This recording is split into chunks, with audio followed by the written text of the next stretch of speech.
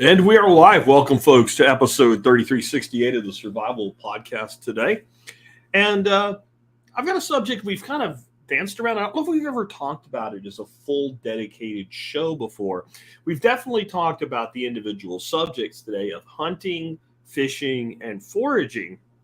And we've talked about developing or managing a property for those purposes. I don't know that we've ever talked about it as an alternative to homesteading before. And I'm doing the show for a variety of reasons. One is I get older, I like work less and less, physical labor type stuff on the property. That's number one. Number two, I hear it all the time. It's so much work. It's so much work. I've seen so many people go into homesteading, get overwhelmed, and completely write it off.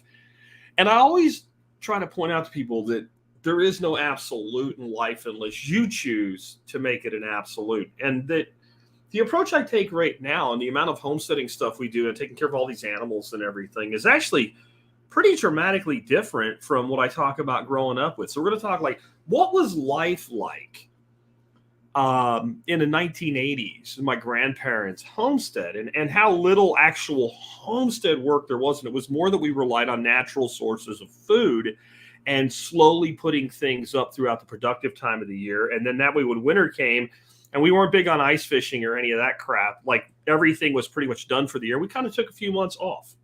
Maybe did a little predator hunting or something like that for something to do if there was an unseasonably warm day, poked around, did some scouting for the coming season. But overall, like February, especially like January and February, we're done. We're done. March still was cold as shit in Pennsylvania. And like April, you start looking at trout fishing. And so we're going to talk about that again as a alternative or an adjunct to very small scale homesteading versus a lot of the homesteading topics that I've talked about over the years. Anyway, before we do that, let's go ahead and hear from our two sponsors of the day. Sponsor of the day, number one today, can tell you all about growing things. How about the Wealthsteading podcast with John Pugliano, where you can grow your wealth the way that you grow a garden through practical, down-to-earth, solid investing across time. The Wealthsteading podcast is where John shares his expertise he's developed in a lifetime of being an investor, first for himself, and only after making himself a self-made millionaire through investing did he start taking clients and investing other people's money. And now he shares everything that he has going on a daily basis, really every week a few times, in a short podcast called the Wealthsteading Podcast, which you should totally check out. And remember, John is also one of us. He's a prepper. He is a homesteader, ham radio operator, etc. So he really gets this community and this audience, and he comes at investing from that same viewpoint. Next up today, when it comes to investing, I think it makes sense to have at least some of your money in silver and or gold. And I have said the same thing for 15 years now. I have also had the same recommendation. It has never changed. Even after I found Bitcoin and said this should be a big part of your investment portfolio, I've always maintained somewhere in the neighborhood of 5% of your net wealth should be invested in silver and or gold, and up to 10% if you want to take a more aggressive approach. I'm personally more in that 5% range, but I'm okay in that 5 to 10% range. So why get your silver and gold from JM Bullion? Well, free shipping on all orders over $200. Supported the show that you love for over a decade now.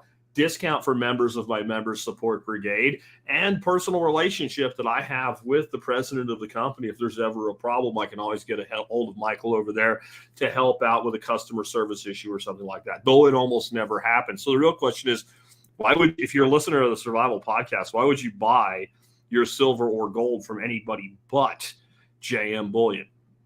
All right, let's get into this topic. Before we do, just a real quick announcement.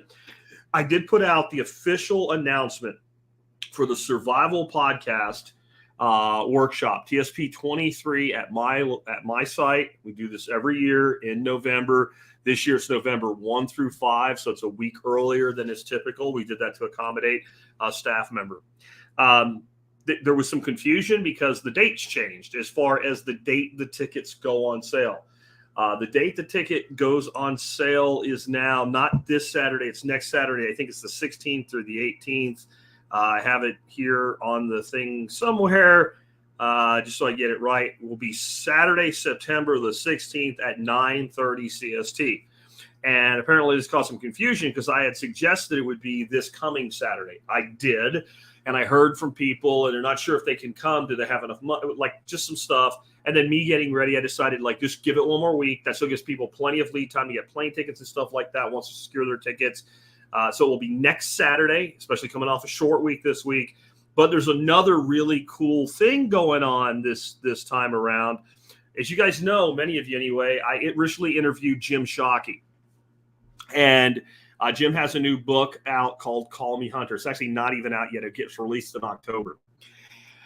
I have set up a deal with Jim's agent at Simon & Schuster. Every single paying student will get a copy of the book signed by Jim and numbered TSP-23 number 1 or 2 or whatever of X, with X being the total number. Again, every paying student is going to get a copy of the book. There will probably be a way that you can order extra copies as well. And as like if staff or whatever wants to order a copy or two, we'll have a way to do that. That'll come after I sell the tickets, though, and have final numbers and all into the agent over there. But this is an autographed and noting the event, so there'll be no other way to get it. And Jim's just a legend in his world. I'm sure not every student coming. This is a huge deal too, but most of you guys. And if you're not a person that really cares about that space, the outdoor space, I bet you someone in your life does. And we'll be coming up on Christmas. What a hell of a gift to give somebody.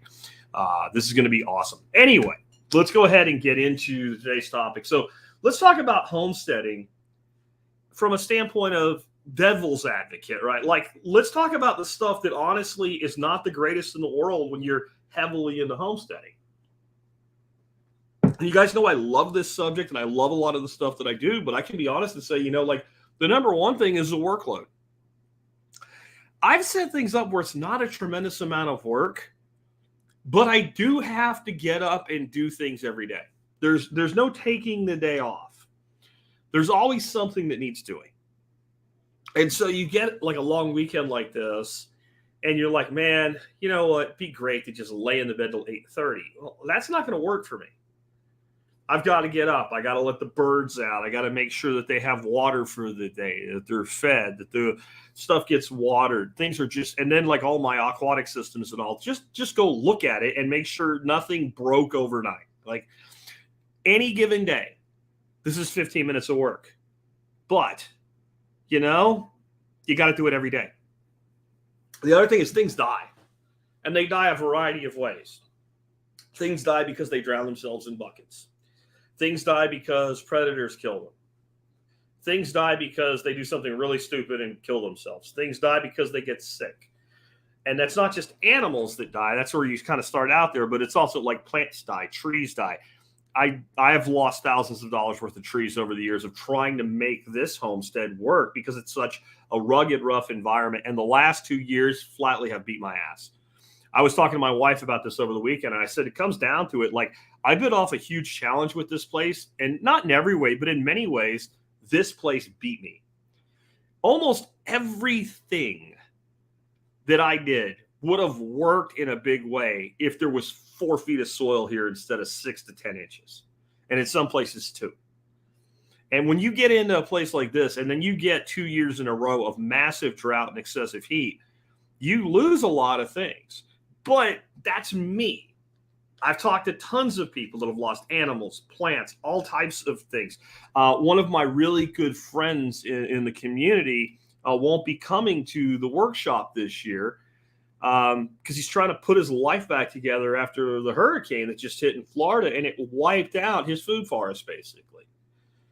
So when we are putting a tremendous amount of effort into building things, we can lose things, and it can be frustrating. Then this all leads to the biggest headache, and this is like our biggest single headache. And fortunately, we have somebody that's really great about house sitting for us, but you get tied to the land.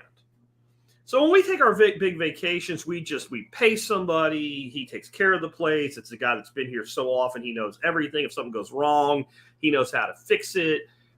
If we have a power outage, he knows how the generators work and what to put priority on. And that's great. But, what about when my wife's like, hey, we should just go to Fredericksburg for 2 days. You see what I'm saying? Like, there is a certain amount when you start, especially animals, when you start involving animals, you end up tied to the land. If it's dogs, you can put in some outdoor kennels. You can get somebody to come by and just feed them and make sure they don't die. But when you start having birds, or like some of you guys have like pigs or sheep or things like that, you're kind of committed. Or you have to find the person that can do all of that. You got to find the guy that can be a sheep shepherd and a pig caretaker and a dog caretaker and knows how to make sure if this, like life supporting system goes down, how to fix it. The power goes off and anything's power dependent, what to do about it. So you get tied to the land. And then even if you're profitable, and I don't mean profitable as in you're selling product for money, that could be too, but like the food you're producing costs you less than buying it. To me, that's profitable. You still have these points in the middle, or if something goes wrong, where you have feed costs, or you have to go get your feed, or you have feed needs. So I do a lot here that feeds my animals for free, but I still have to do it. Right? I grow a lot of aquatic plants. That cuts my duck food bill and my goose food bill dramatically, but I have to do it. Nobody's here going to come do it for me, right? So there are downsides to homesteading, and this is where people, even gardening, like if it's a big garden with weeding and maintaining it and everything, like people just say, I don't want to do it. And I understand. And that's why I wanted to bring a show to you today that was more about how do we take a piece of land and make it a homestead without all the homestead activities going on. So let's go back. Let's rewind all the way back to like the mid 1980s. Jack Spirko is 14 years old. He's with his grandfather on his grandfather's 1.5 acre property. What does that look like? Well, if we go back that far, that's when they still had a little chicken coop with a double run system and a big old goose that protected them. But I'm going to tell you, as my grandparents got older and realized we don't really need these things anymore, it was only like a season or two. I think it was 2 seasons. And the birds went away. They gave the goose to the neighbor who had a chicken coop. I think my grandmother stewed all the chickens. That's just like, we're just stewing the chickens and we're done. So then that little coop just got kind of teared down and repurposed, and it was gone. And all that was there were some, walnut and apple trees that no one did anything to take care of. A garden that was a pretty big garden. I will say that. It was a pretty big garden. But in that climate, I think I watered it like in the middle of summer when we would get a drought, which is like 14 days without raining. They started calling it a drought up there. Maybe 2 or 3 times a summer, I would drag a hose down there and water it for my grandfather. Weeding, but the way we did things, there wasn't a lot of weeding. And it was pretty much plant and then harvest. And my grandmother would can everything. So there was that. And that was the homesteading component. Again, there was a lot of like trees and bushes and stuff that things grew on that we could harvest. We had one little patch where the horseradish grew, but it wasn't really cold. It was like we would go down and dig it up in the fall, and my grandmother would just give me the tops and say, stick them back in the ground. It was, a few minutes work a year and things like that. The rest was all kind of driven by hunting, fishing, and foraging. And so a typical year, let's just start in the spring. Yeah, we'd put the garden in for the year. And then we really didn't do anything except, okay, there's broccoli to be cut today. Go cut the broccoli. Like that was it. But what was really heavy in spring was foraging, which was nice because you didn't have to do anything. You just had to know where the stuff was. And we would have these big gatherings. We would get a huge number of people together and go pick blueberries was one of our big ones. And one of the adults, I don't remember who it was actually, somehow had acquired in air quotes, a whole bunch of cafeteria trays. Like when you're in school and you get your lunch and it's one flat tray. They had like a half a dozen of those. And we would just pick our asses off of blueberries. We'd bring our buckets back and dump them in these trays. And then others would just kind of sort through them and pick out the green and red berries that weren't fully ripe. We would end up with a certain amount at the end, and it would just get divided up. That was the big group picking because of the way blueberries worked and had short season. I picked the heck out of blackberries and blueberries on my own up on a place called Pine Hill Mountain. We picked wild strawberries. We would forage, and that's later in the year, so we'll leave it go for now. But that was pretty much the big ones: blackberry, blueberry, and strawberries in the spring. A little bit of mushroom action, not very much. As we headed into spring, later spring and summer, this is when fishing was a big deal. And there was, where I grew up, there was just tons of places to fish.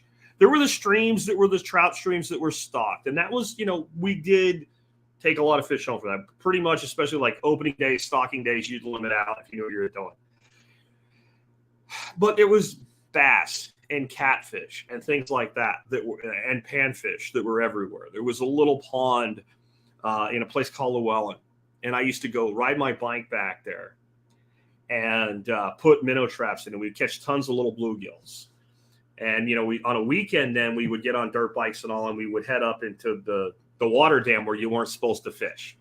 So that was not a bicycle thing. That was getting on a Kawasaki or something and heading out there.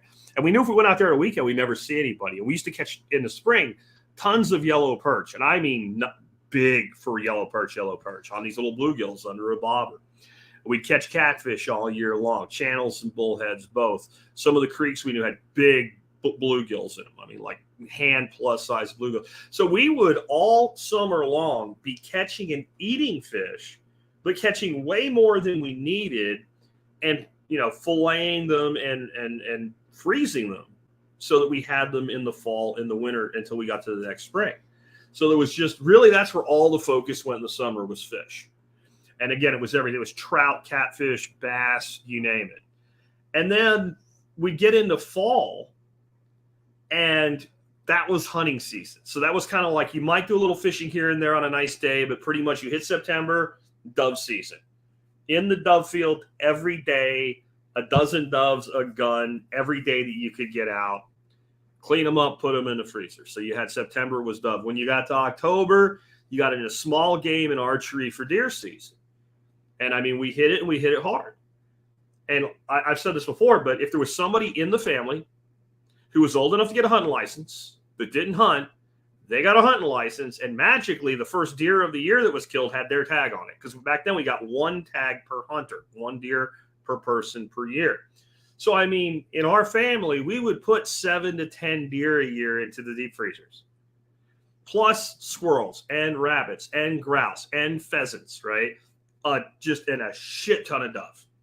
Plus, I was a trapper through my high school years for money, and a lot of the animals that most people just trap and skin and toss, we would take the meat from. Specific, and I know some people are going to be like, ew, whatever. Okay, you don't throw away good meat. Raccoons, there was never a time I trapped a raccoon that we didn't eat it. I would say probably half of the muskrats I trapped, we would eat, and a few other things. But like certain things you just don't. Like when you get a fox, that was a money thing. Like fox, I don't know who eats fox, but it's not me. But I'm just pointing out that like all through that fall to early winter, that was meat gathering. That was furry thing and feathered thing meat gathering, right? And then we would also in the fall forage mushrooms. And there were times that we would be out hunting, and all of a sudden you realize like there's ram's head mushrooms here, and there's a lot of them. And so next thing you know, we're walking around cutting mushrooms instead of hunting. If a deer, keep the bow. If a deer comes, we'll shoot it. But like the one time my uncle and I filled up half a pickup truck full of ram's heads. Those are also known as matakis. Many of you guys know how expensive those are. They're talking the 80s. And back then you could walk into a bar. There's little bars on every corner of this part of Pennsylvania. And you could walk into a bar with a scale and a few of these big ass mushrooms, and people would pay $10 a pound in the 80s for these mushrooms. So whatever we couldn't use, we would sell. And we also, morels, occasionally chanterelles. Very occasionally we would find those. But puffballs, spongies, there were just a whole plethora of mushrooms, but the gold standard was matakis. And we would put up a tremendous number of those every year.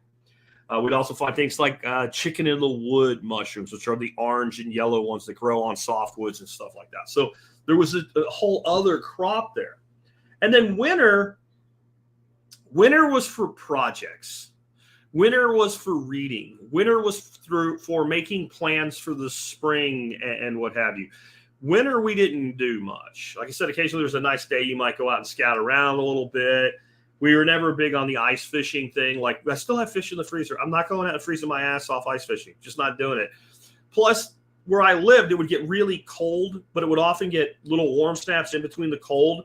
So there wasn't a really reliable ice fishing hobby or a subset of people. Like I know some people like from upper Michigan and places like that, upstate New York, like there's a whole community around ice fishing. There's people like that's their thing. We just didn't have that. We would get ice that was fishable, but it didn't really last through the whole season. It would come and go. So it just never developed. It was more for planning and getting ready for the next season. And I would say with that, we bought very little meat. We bought very little meat through the season. And what we did buy, we mostly bought from a guy called The Butcher, but he wasn't at the grocery store. It was a dude named Artsy that would drive around in a truck, and he sold stuff straight to you out of this truck. And so, like, the things that we would buy would be ham, because we didn't produce pork, and we didn't really know anybody that was producing pork and curing it. So we would buy hams from Artsy. My grandmother and him had this weird shit they did all the time when there was a ham involved. She'd say, I want a ham. And he'd say, what half do you want? And she would say the better half. And then they would joke. And of course, he would give her the upper versus the lower half of the ham. So it was stuff like that. We probably, from hunting and fishing, produced 70 to 80% of our protein. And it's the most expensive stuff there is. And then today, it's pretty much the bulk of what I eat. So sometimes I look at this and think, why do I live in Texas where it's 100,000 million degrees? You know, if I could get a DSL connection on the moon, I could run my business from the moon.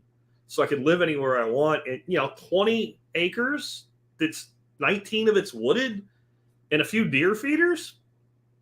I can go back to doing that. And sometimes that seems very appealing in a place where it rains. And so let's kind of talk a little bit about how this might blend and what you would be looking for if you were not choosing to do this, but actually changing your life to do this, if you were selecting a property. One thing would be the climate and the ecosystem have to be right for this. And here's what I mean. And the climate and the ecosystem is beyond just the natural ecosystem. The human ecosystem matters too. So a lot of what I did as a kid is less doable where I grew up, but still doable. There's still a lot of land that's public hunting land. There's still a lot of land that's privately owned, but nobody knows who owned it and nobody cares. A lot of the places I hunted are gone now. Somebody bought it, somebody developed it, somebody figured out who owned it and they posted it or whatever, but you can still do it. Here in Texas, if you don't have a deer lease or are paying to hunt on a property with a guide or own your own land, it is very difficult to hunt at the level that I did as a kid. There is some public game lands. They're really overstressed and overused. So that human ecosystem factors in. Climate is a big deal to me. I mean, to me, it makes a lot of sense to look further north of where I'm at, more temperate climates, more rain-centric climates and things like that. But I can tell you there are places just as hot, if not hotter than here, maybe a different kind of heat, if you want to get in that discussion, where I could get fat without leaving a property. Like Louisiana in the swamps. As long as you're comfortable eating like frogs, gators, crawfish, catfish, etc., you put me in anything approaching a jungle and I don't have to struggle for food. So, but I think you need to like figure out what works in where you're at and what you have access to a large degree, and take a really strong look at climate in this situation. If you do that, especially if you buy a chunk of land or own a chunk of land, and you end up with like, say, 10 to 20 acres of woods, that and a couple deer feeders can pretty much keep your freezer full. And I know there's some people that have a real ethical dilemma with deer feeders and what have you. Well,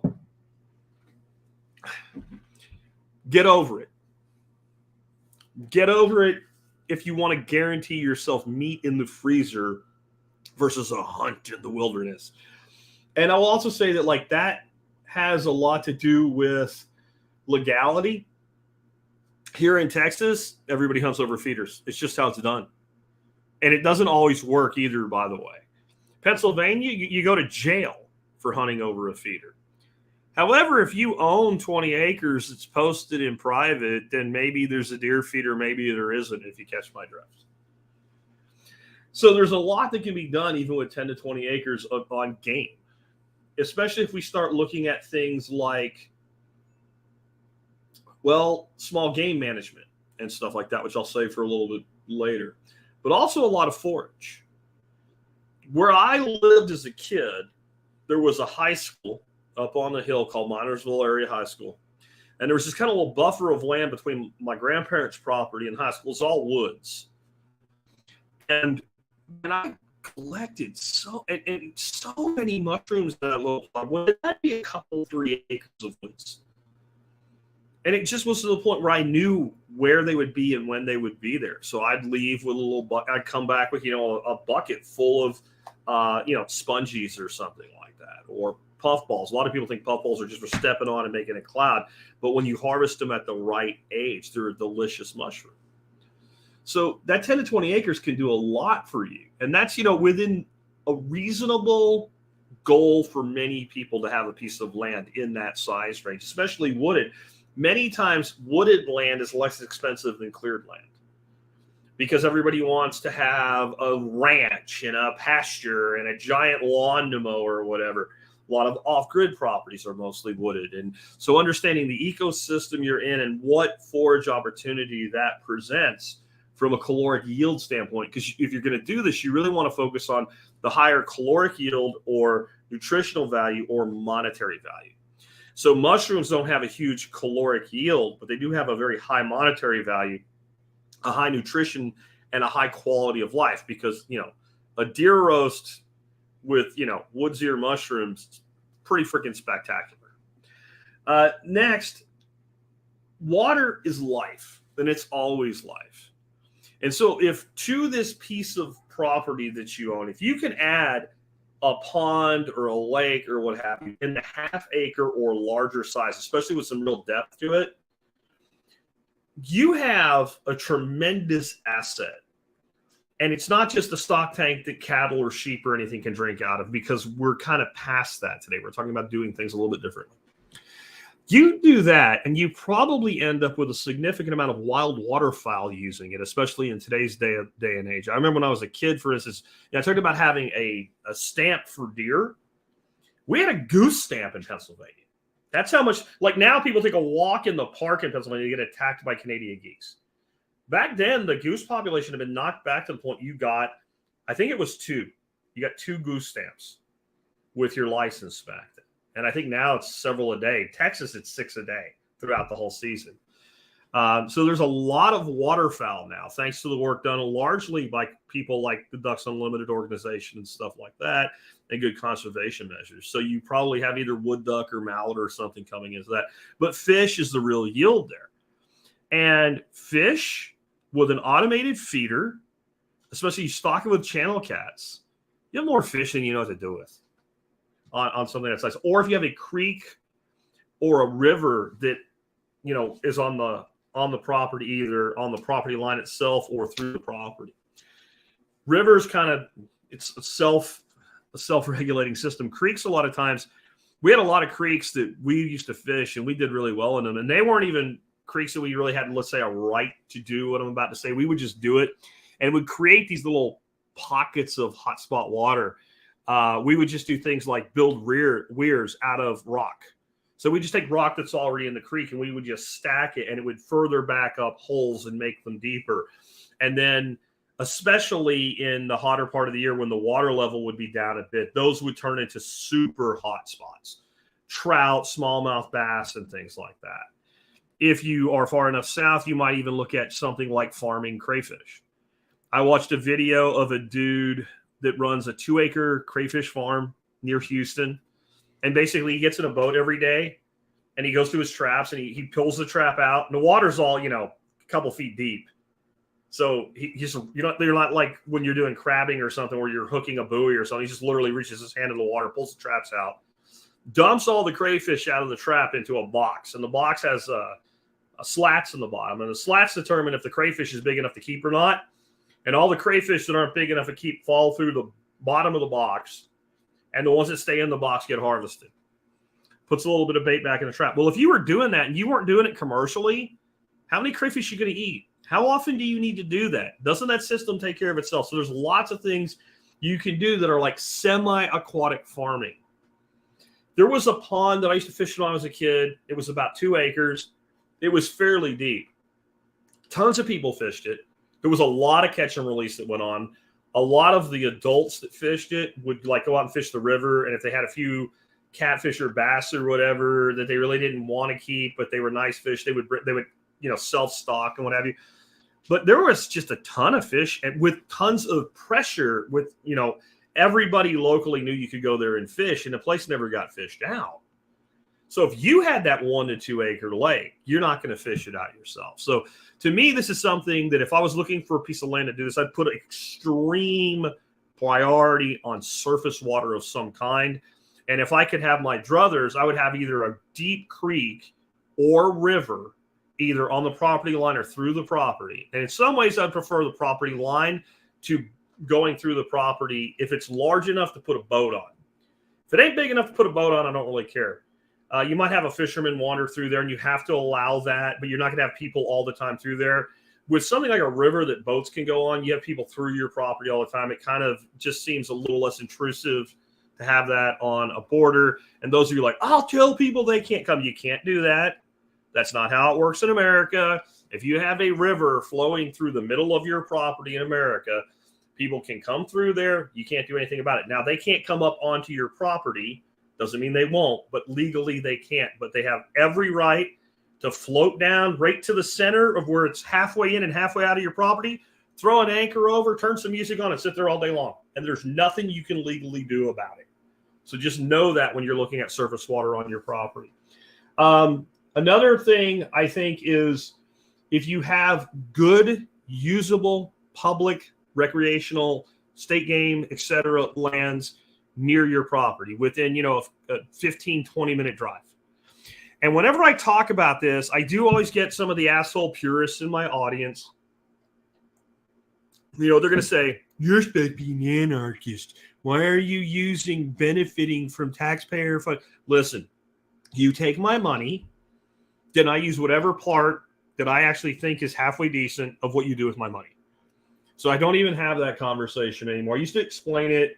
That's as much as I'll say on it there. But I think if you have good public access land, then that's a huge bonus, because so much of what we didn't do on our own property when I was a kid. We went somewhere else to do it. So then, understanding what's available in your area. Here's an example. I mentioned waterfowl hunting. Hunting in Texas without owning your own land, having a deer lease, etc., is not great. Texas is considered one of the premier deer and exotic game hunting states in the country. In fact, it may be the best if you have money. If you just want to go out and hunt, it's one of the places with the least amount of opportunity, except waterfowl. We have so many reservoirs because of our water situation, and most of them are open to public hunting, and we have some of the best duck and goose hunting in the country, and it is incredibly accessible, and it is also highly underutilized. In fact, we have guides in Texas for waterfowl that don't have leases or whatever. They use the same land that you are welcome to go hunt. There's not as many of them as you'd like, I guess you'd say, because the downside of that is you have no right to tell somebody else, hey, this is my decoy set or what have you. So guides have started to move more and more toward leasing land and things like that for waterfowl. But even 15 years ago, there was as many people guiding goose hunts on public land and in the same areas as we had like fishing guides on public lands.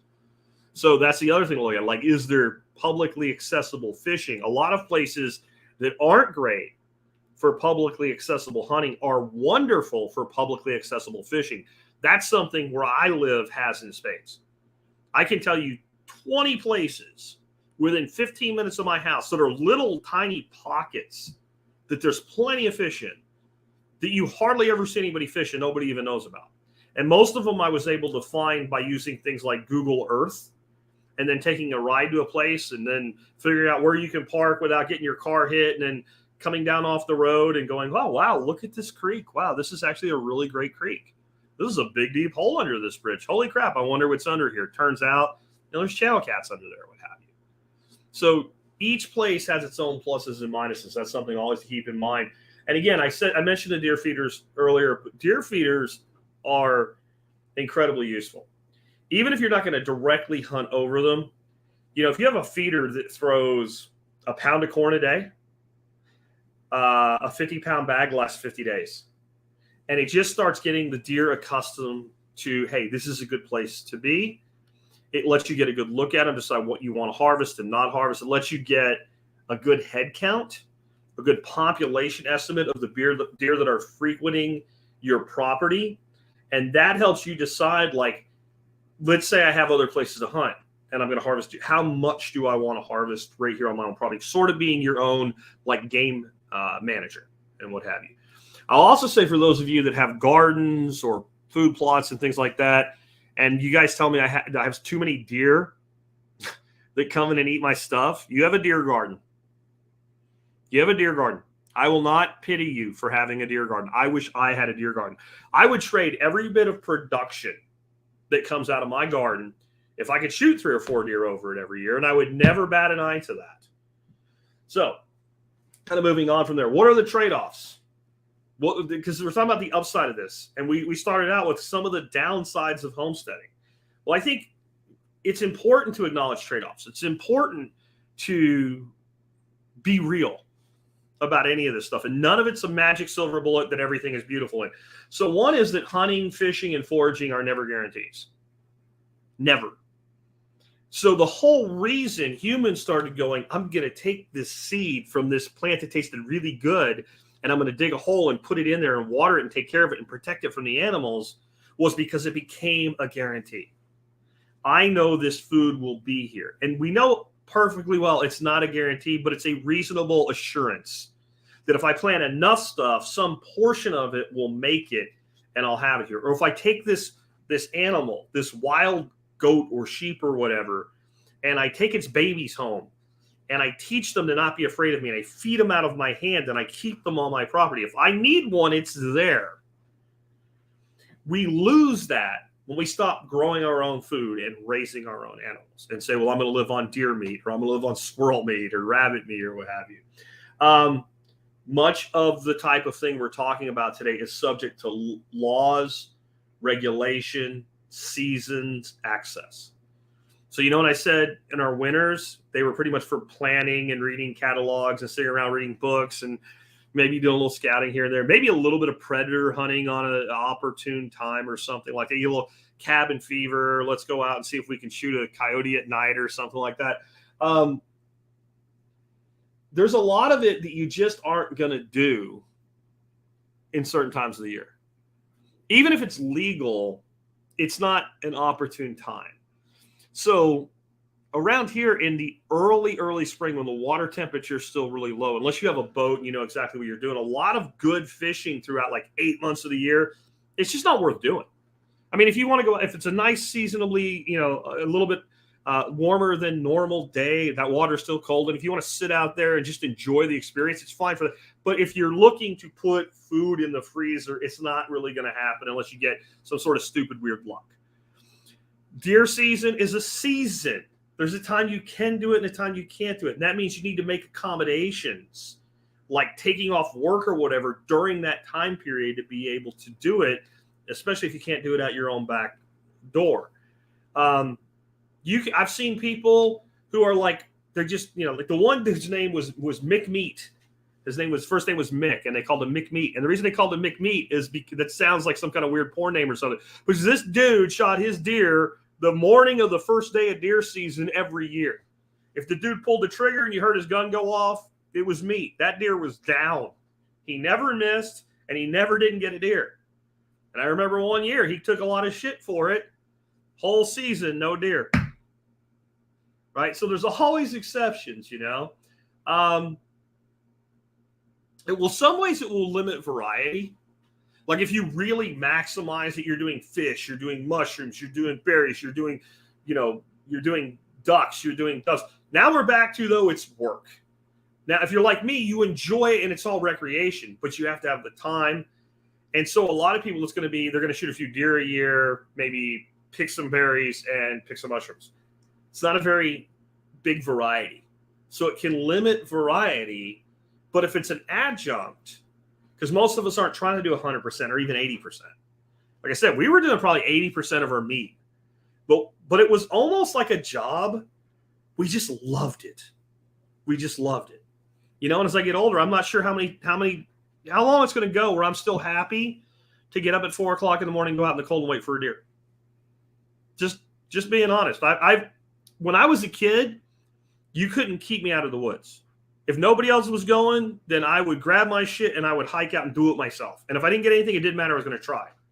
I've been on hunts in the recent present where it's like a really cold morning and I'm like, yeah, I think I'm just going to sleep in and I'll hunt the evening. Right. So there is some level of it is still work. It may cost money to get suitable land, but there's also ways you can make it cost less. But when you start looking at an investment, if you're trying to do this on a piece of land that you own and control, even 10 to 20 acres, which isn't optimum, has gotten really expensive. Kind of the sweet spot in land size is somewhere, to me, between like 50 and 100 wooded acres. If you can't make a living on that for yourself from a standpoint of the stuff we're talking about today, start feeding yourself, you have two problems. One of two possible problems. One, you're not any good at what you're doing, so you need to fix that. The other is location.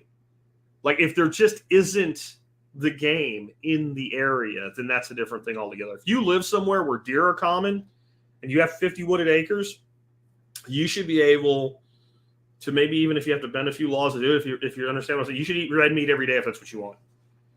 It really just shouldn't be that hard. And it requires a different type of expertise. Growing a garden where it produces significant yield requires a development of expertise over time. It really does. Being able to be like Mick Meat, right, and being able to go out and always take that deer, except for that one rare exception, that takes a different level of expertise. And I think one of the things that people like myself, and I always try to remain conscious of this. See, I grew up, and I remember, especially coming up like in my 20s and 30s, talking to people at work and go, you never shot a gun? You don't know how to tie a fishhook on? Like, to me, it was just, well, doesn't everybody know how to do this stuff? Some of the things that I would take for granted as everybody knowing, it would be, imagine you meet somebody and they tell you, and they're like 25 years old, 35 years old, and you say, well, let's take your car. And they go, I don't have a car. You go, what do you mean you don't have a car? Well, some people don't have cars. Well, here, drive mine. And they go, I can't. You go, well, why not? Well, I never learned how to drive. It was that basic to me that people knew how to use a flashlight to go get worms for bait for trout season and hold the light so the light cast down and didn't scare the worms in. So it started to rain. It was near trout season. You went out and got worms. And either you did kind of the light cast from above, or you put a red handkerchief over it, or if you had a military one, a little red lens, and it made the worms less likely to hide. Like, I thought everybody knew how to do that. What do you mean you don't know between a removable and a non-removable split shot? What do you mean you don't know what a number 6 bait holder eagle claw is? What do you mean you don't know how to fillet a fish? What do you mean you don't know the difference between 150 and 180 grain load for a 30-06? What do you mean you don't know how to skin a squirrel? I didn't get that. So then when you start to really develop in this skill set, you don't realize how long it actually, if you've done it since you were a kid, you don't realize how long it took to develop the knowledge that you have and how long it might take to hand it down to somebody else. Here's an example. I was, recently is a spring because it's too hot in the damn summer here. We were taking a walk in the nature center with my grandkids, and they have learned to identify a deer trail. Like, this is our trail, right? Sure, deer walk on it, but that's it. Oh, Grandpa, look, a deer run, right? They know what it is. So we're walking along, the deer run. They're like, we're on off the trail. Yeah, we're going off the trail. Screw them. Let's go. We're going to go look and see what's going on. And then you find like a buck rub. And most people know what a buck rub, but it's where the bucks will rub a tree. And people say this is to get the velvet off their antlers. The velvet comes off their antlers. They rub long after that. This is my territory. This is my place. I'm all keyed up with hormones, and I want to kick some ass, and there's nobody here, so I'm going to kick this little oak tree's ass so that every other buck knows I'm going to kick some ass, and these are my dogs, right? So I'm showing them the rubs, and I'm asking them both, like, do you notice anything about them? And they really don't get it, And I'm like, well, if you look, every single rub on this trail is about on the same size tree. So it's probably 1, maybe 2 bucks, but they're about the same age because they're all hitting the same. It's all on the same thing. There's one dominant buck here. But look at the other thing. All the rubs are on the same side of the tree. They were all like, as we're walking, you could see them. You turn around and look back and there's none going the other way. So this deer, don't know what time of day he's doing this, but on this particular run, he's moving in this direction. He's not really coming back the other way much. He has another cycle, some other way that he's going. And then we see like a side run, and we go look at it. And I get down on the ground, and there's a blow-down tree. And I'm like, they use this a lot. And the kids are like, why? How do you know that? And you point to the blow-down tree, and it's got tons of little nicks in it from hooves hitting that tree as it's going across that. Now, all this is perfectly logical. It makes perfect sense when you start looking at the woods that way to see that. It's very basic patterning and tracking. But you know how many people have hunted half their lives and don't know what I just told you? Wouldn't recognize that, wouldn't see that. Understanding things like rubs and scrapes and how those are different, and how patterning a buck using scrapes, if you're able to hunt during the rut, it increases your opportunity to take that deer. Like, there's so many things to learn about this that if I do a podcast and make it sound like just buy some woods and shoot some deer, well, if you buy the right woods in the right place in the right time, maybe it will be. Because I know there are places where the deer are just stupid thick. But in general, this stuff takes time to learn. And fishing, don't even get me started, right? Fishing is a whole different thing. I remember fishing with one of my best friends going to high school, a guy named Mikey. And Mikey just wasn't very good at casting without ending up in a tree. And he didn't understand how to read water. And we'd be fishing in a creek and he'd get ahead of me because if you get there first, you're going to get the fish, right? And I'd catch a few fish and then I'd catch up to him. And he'd sit in a perfect spot, catch anything. No, there's nothing in this hole. And I'd drop a line 6 inches from where he had been hitting, but a little bit up under an overhang, and then drifted along a cutout and bam, brook trout. And he'd start cussing and all. And it was just, there's something about if you spend enough time in the right mindset in these environments, you just look at a place and go, that's a fishy place. Those of you that are anglers, you say this place is like, you throw a cast up in there, and if you don't catch a fish, you're surprised. You're like, come on, that cast deserved a fish in of itself, right? So there's something. So Green Country says the spiders will tell you how tall the deer are. The spiders never lie. And what he's talking about is, the deer will knock those webs down, and you'll see like the upper piece of the web and the bottom piece destroyed, and if it's low enough, it's probably not people, right? And it's higher than a deer's average head. Well, it's probably a buck with a high rack. There's little things like that, and people just don't think. So just understand, even though I'm painting a pretty nice picture of this today, there's a whole level of expertise to this, right? Now, what about if we take this and we marry it with like homesteading light? So we take all the heavy lifting work, the taking care of a flock of birds, the composting, the big garden, the things that make you need a caretaker to take a 2-day weekend to a local town to just go screw off for a weekend with your wife or whatever, or your husband. And we get rid of that. And we say, what are the things that we can do that we really don't have to take care of? We don't take care of them for a week, nothing happens. We don't care for 2 weeks, nothing happens. Maybe once every 3 weeks, we need to look at it. And certain times of the year, we don't even need to look at it.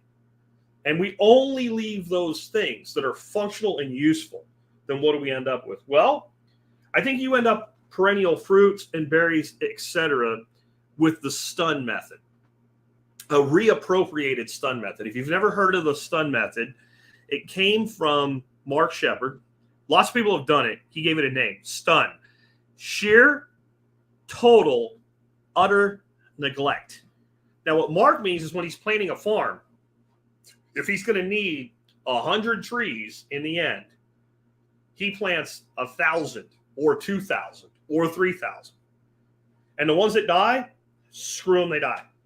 And then if you're doing chestnuts in a climate where chestnuts are borderline, you go look, the trees that don't really grow really well, chainsaw. Next season, if you have trees that are starting to flower, even if they're not making nuts, and other trees aren't, the ones that ain't making flowers yet, chainsaw. Fourth, fifth season, ones are making nuts, ones are not making nuts, chainsaw. That's what he means.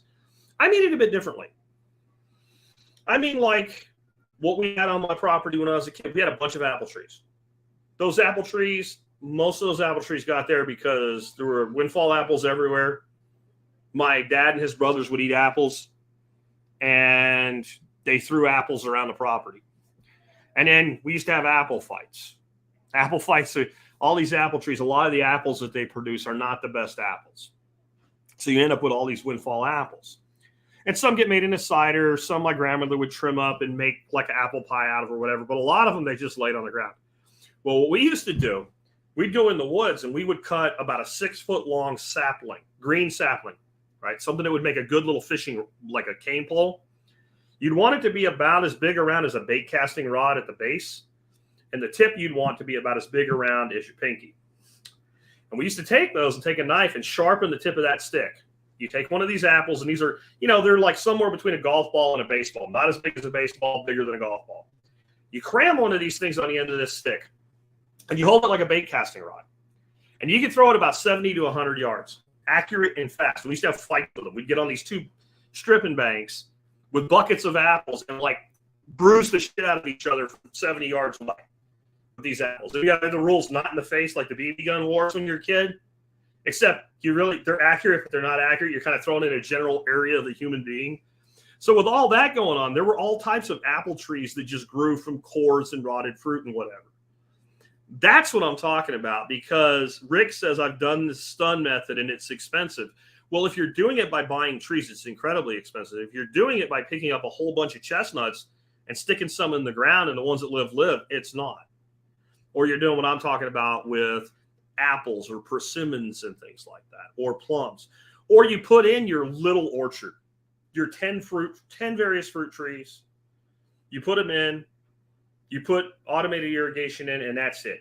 You prune them once a year, you pick what grows on them, what doesn't, you don't care. Right? And you don't sweat it.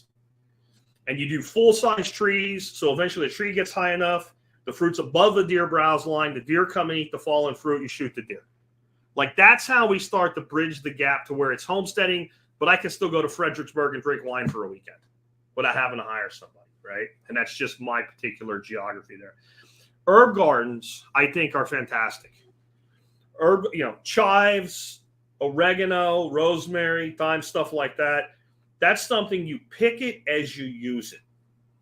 And a very small herb garden can provide all the kitchen herbs that you need. You've got that fresh thing. But again, you go out of town for 2 weeks, it doesn't matter. Herbs are mostly weeds. For those that want to take it up a little bit of a notch, but they don't want to really do a lot of gardening and ever, I think this is where hydroponics is a fantastic thing to do. Mostly in the winter, when all of the forage is in short supply and you have like fresh basil, fresh arugula, fresh lettuce and stuff. This stuff, when you buy it, is expensive. So it's not a high caloric yield, but it's something people like to eat. And it's something that's by the pound. Go price organic greens by the pound and compare it to ground beef or steak even. And so same with herbs. It gets to be very expensive. What I love about indoor hydro, it's completely climate controlled. You do it when you want to. And when you don't want to, you just eat everything that's left. You turn it off. You start it back up whenever you want to. So it's a great winter time. Like, I'm not really doing anything, so through the winter, I'm going to eat all this wonderful fresh veg. until I get to my spring when it's easier to source it, even if I'm not growing it for myself. And I do think small gardens can pay big dividends. A half dozen pepper plants and 2 tomato plants and a couple eggplants and some beans. And then it's not really a lot of work, especially if you automate the irrigation. Now, you may be like, I just was talking about getting out of this, and now you're getting back into it, and that can become addictive, and it can become something that runs away from you. But if like I've recently featured those galvanized 4x8 foot beds on T-Spaz, 2 of those as a backyard garden, ideally situated, best as far as wind protection, sun protection, get enough sun, not too much sun, little automated system for irrigation. That's good, especially if you're like a 2-person household. That's it. It's all you need. We have to realize we don't always have to recreate small farms to, homestead effectively or what have you. And then, I talked about this a little bit, but with the game management, everybody thinks deer. Small game is something that's incredibly productive, easy to deal with, and there's a lot of things we can do with it. One of the things we can do, especially if we have like a 10-acre, 20-acre wooded property, put in a whole bunch of squirrel nesting boxes, and your squirrel population will just explode. Squirrels, we think of them as tree rats and all, but they really don't reproduce at the level that many rodents do. A typical female squirrel will have 2 to 3 babies, and she might have 2 or 3, if she's lucky, 3, but usually 2 clutches a year. It's not a lot. And they need multiple nesting locations. So what a squirrel will do, squirrels inevitably end up with fleas. So girl squirrel, she'll make her nest in the trees. Usually they make the ones like the gray squirrels like to make, like it looks like a big wad of weeds, leaves like meshed together if they can't find the cavity. And they'll raise their little squirrels until the point where they can be moved. And by then the fleas and shit and the poop has become a problem. And what they do is they pick their little baby squirrel up, just like a dog carries a puppy or a cat carries a kitten, and will carry it to the next location. And they may use to raise one clutch 3 locations. So if you give them more places to brood, you'll have more squirrels. And then if you keep an eye on your population and don't overharvest, and for those who like squirrel, I don't want any squirrel. You haven't tried it. You don't know. It's one of the most fantastic meats that nature has to offer, and it's inevitably sustainable. You set up a few feeders for them with some Blackwell sunflower. It's really cheap, and you can really blow the population up. And that's just one small game critter that we can do that with. One small game critter. And, when it comes to building boxes, I don't have a link in the notes today, but if you look up squirrel nesting box tire, there is a pattern that you can cut a standard car tire, bend it and pop rivet it together, and it makes a perfect squirrel nesting box, and it will probably still exist when the tree falls down and rots. And so you can always come up with those for free, put some of those up. And like I said, if you do water features, especially ponds, rivers, lakes, a little bit of management toward waterfowl, and you're in great shape. Same thing with turkeys, like a deer feeder, inevitably in an area with turkeys will attract wild turkeys. So there are some things we can do if we own the land, where we can manage the land for not just deer, but other small game. I think this is kind of one of the sweet spots. Really one of the sweet spots for the person that doesn't want the homesteading lifestyle, but they do want the self-sufficiency, is that piece of land, 10, 20, 30, 40 acres, that's almost all wooded. Wooded property requires almost no effort to maintain. When we look at land now, when we think about would we ever leave here, and we look at land and we see like 40 acres of pasture, I used to look at that and go, oh, the food forest there and this there and graze that. And now I'm like, that's all, that has to be cut, mowed, grazed, something. And I don't feel like doing it anymore. I really don't, as I get older. So that is kind of, if you want that approach, I think that is a sweet spot, somewhere between 10 and 50 acres of wooded land, not too steep. Be careful of buying cliffs because they're just not that usable. Otherwise, it's really a great way to go. Remember that everything has its trade-offs. Since we are designing a lifestyle, we should design it based on our needs, wants, desires, and limitations. So if you love large acreage homesteading, then everything I said today should just be like, how can I add that to large acreage homesteading? If you like market gardens, big gardens, livestock, all of that, then that's what you should do. But if you don't like it, then this is another way. This is another way. Somebody's asking about doing an interview with me. If you mean get me on a show with you, then send me an email. Check out the survivalpodcast.com with TSPC in the subject line. If you want to be on the Survival Podcast, then go to the survivalpodcast.com, click on guest, and fill out the form completely, not partially, completely. If you don't do it completely, I throw your guest form away and forget about you within about 5 minutes. It's also on that. But yeah, definitely understand that everything has trade-offs. And so you should be picking the stuff that works the best for you rather than trying to do something because Jack Spirko said to do it. Or some other influencer or some other YouTube channel, like I've got like 100 ducks and now you need 100 ducks. Ducks are work. They're not a lot of work. Mostly they take care of themselves, but they are work. They all work. So I don't have a lot of questions today. A few things came in that got starred. I want to hit on them real quick. Gma Merkel says it has to be a navigable waterway. Otherwise, it's illegal to trespass. She's talking when I talk about creeks and rivers running through your property. Here's the thing about navigable. What does that mean? What does it? That means if at any time during the year on a regular basis, I can put a kayak on it and go through your property, it's a navigable waterway and it stays navigable even when it's lower because I'm dragging my boat through. Yeah. So she also says, I've got 2 creeks on my property. Neither one is navigable, but flow all year round. And that's fine. But if it is navigable, if you're going to say it's not, it better really, really not be. Also, if it is most states where it is a stream that is stocked, you can't post it. You can't post it. If it's a stocked stream, it's stocked up and downstream, and you're fishing, you stay in that water and hit boots, you can walk right through that property. That's how Pennsylvania was. Texas probably gets shot. And Marco gave me a $5 super chat. Thanks for that, Marco. And said off topic, when I searched CSPC for an episode like this that was a while back, you recommended a blood test for food allergies. Do you still recommend one? You may have heard Ken Berry recommend one, Dr. Ken Berry, on an expert panel show.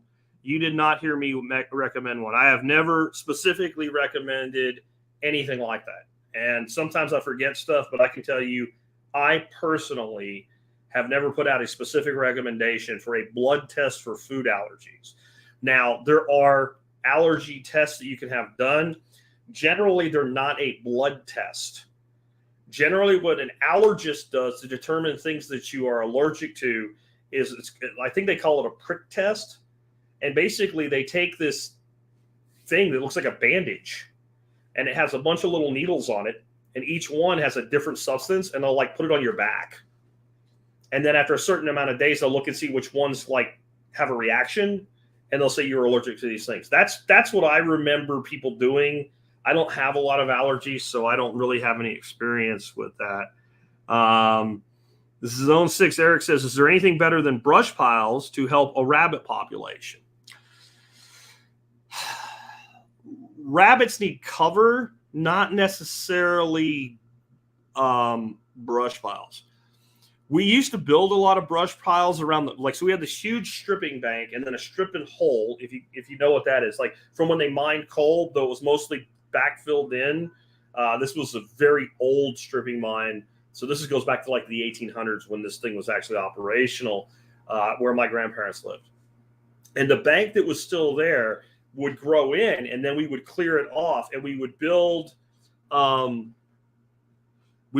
these brush piles along the back side where you couldn't see them of the hill. And this was a big ass hill. And in retrospect, I wouldn't have done that. Nothing bad ever came of it. But I just look at it now and go, bang, we were building wildfire hazards out of the, crazy on that. I think there's not a lot to be done to encourage rabbits other than to make sure that there is decent cover for them. I would say a lot of small game, that's the case too. If you have a giant field and you put a squirrel feeder out in the middle of that field, you're probably going to see no squirrels on it. Because what's a squirrel afraid of? Right? Hawks and raptors and stuff like that. so they don't like to be out in the open. I have never really seen any place that doesn't have a lot of rabbits in it if rabbits are common in the area.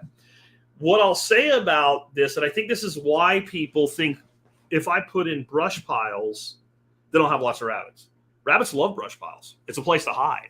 So almost every country boy that's ever hunted knows you go by a brush pile, you get on one side and kick it, and your buddy gets on the other side and waits to see if a rabbit comes out of it. You send the dog up in it, whatever, and then the next brush pile, y'all switch so that you're not always the one kicking, and maybe you might be the one to actually shoot a rabbit. So they definitely do attract rabbits, but rabbits are burrowing creatures. They tend to make their way as long as they have cover. So I would say, like, one of the things you can do to really encourage rabbits, in my experience, is where you do have lawn plant clover, New Zealand white, Dutch white, etc.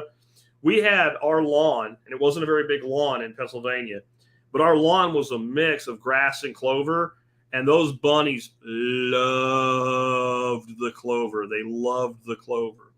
Anyway, with that, I think I'm going to go ahead and wrap stuff up for the day. Hope you enjoyed today's show. Kept it about an hour long. I'm beat. I did 2 hours with John Willis and Nicole Sauce today. You can find that on my YouTube channel if you want to watch the video. I'm sure Nicole will probably put it out as her podcast today, if not today, tomorrow. So it'll be available that way on Living Free in Tennessee as well. So I've got about 3 hours of podcasting in me right now, and I am ready to sign off for the day. I do want to remind you again, next Saturday is when the fall workshop goes on sale. If there's any way you can come, get up Saturday morning, set a reminder, and pay attention to the Telegram channel or the website and get signed up and come. This one is going to be off the hook. I started working on the food this weekend.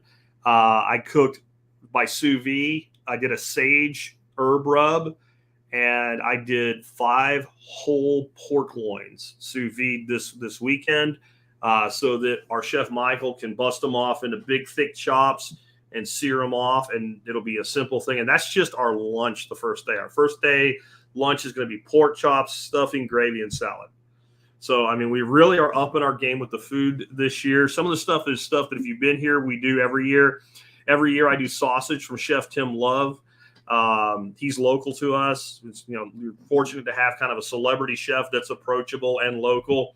And he does an elk and beehive cheddar and a rattlesnake and rabbit sausage. Both of them are amazing. I'll have those this year for the Saturday night meal, like always. We've got the signed copy of the Jim Shockey book. There's an announcement at thesurvivalpodcast.com. Just go to today's show notes, or just go to the site and scroll down. I posted it over the weekend, so it's like the next post there. And you can get all the information about the workshop. Tremendous presenters. 3 hands-on morning workshops, and then each day is followed by 3 great presenters, plus open time.